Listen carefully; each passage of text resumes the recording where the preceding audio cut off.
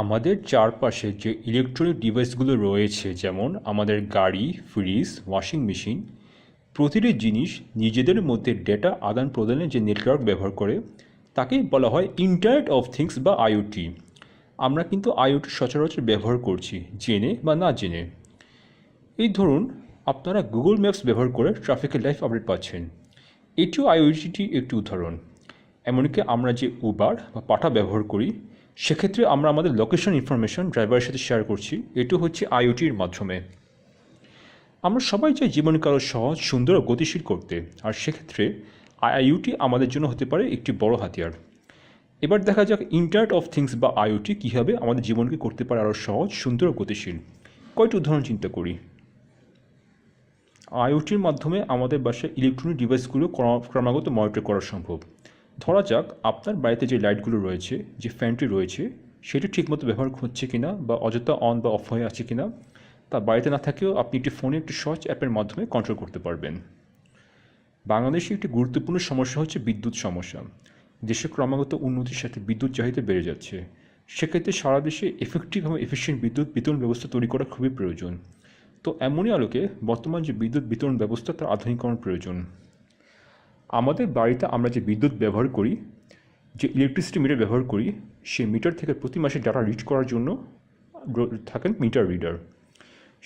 সেই মিটারটি হতে পারে একটি স্মার্ট মিটার, অর্থাৎ সেখানে ডাটা অটোমেটিক রিড করা হবে এবং সিমের মাধ্যমে সেই ডাটা বিদ্যুৎ কোম্পানিকে পাঠানো হবে।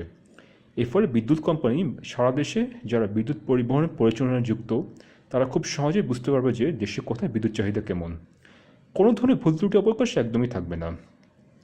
এতক্ষণ যে উদাহরণগুলো দিলাম সেগুলো হলো ইন্টারনেট অফ থিংস বা আইওটির উদাহরণ, যা দেশকে করে তুলতে পারে আরও সমৃদ্ধ, আমাদের জীবনকে করে তুলতে পারে আরও গতিশীল। আমাদের নিউজ লেটারের মাধ্যমে আমরা যেটি মূলত করতে যাচ্ছি তা হলো আইওটির ব্যবহার সম্পর্কে মানুষকে আরও সচেতন করে তোলা এবং কীভাবে এর সর্বোচ্চ ব্যবহার আমাদের দৈনন্দিন কাজগুলোকে আরও সহজ করে তুলতে পারে।